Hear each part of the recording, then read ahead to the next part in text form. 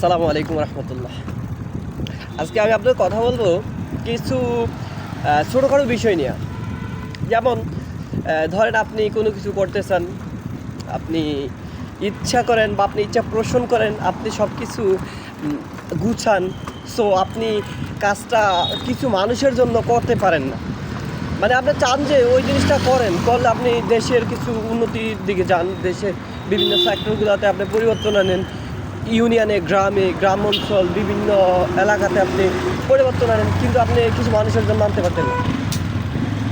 আপনি ভাই ওই লেভেলের যাদের জন্য আপনি কিছু করতে পারতেছেন না, ভাই আপনি ওই লেভেলের মানুষে আপনার ফেসবুক আইডি থেকে একবারে ব্লক মারেন, ব্লক মাইরা ওরে একবারে সরিয়ে দেন, যে তো ওর যেন কোনো চিহ্ন আপনার চোখে আশেপাশে কিচ্ছুতে না দেখেন।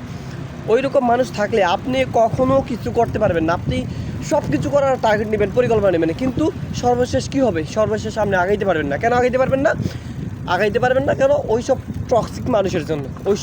ওরা কিন্তু আসলে কিন্তু আপনি কিন্তু সঠিক কাজে আছেন, এই জন্যই আপনার প্রতি বিভিন্ন ধরনের বাধা আসে। ওরা হচ্ছে গিয়া প্রতিবন্ধী, ওই সব প্রতিবন্ধীরা আপনি একবারে সরাই দেন। আপনি আপনার রাইট ওয়েতে আছেন, আপনি আপনার রাইট ওয়েতে থাকেন, ওই ধরনের মানুষকে সরাই দেন। সরাই দিলে দেখবেন যে আপনি ইনশাল্লাহ সফল। তাই সবসময় বলি, এই ধরনের মানুষের থেকে অনেক দূরে থাকবেন, এই ধরনের মানুষের আশেপাশেও থাকা যাবে না। ইনশাল্লাহ দেখবেন যে আপনি সফল হবেন, আপনি আপনার সব কাজ কমপ্লিট করতে পারবেন ইনশাল্লাহ। এতটুকু বিশ্বাস রাখেন, আত্মবিশ্বাস রাখলে সব কিছু করা সম্ভব।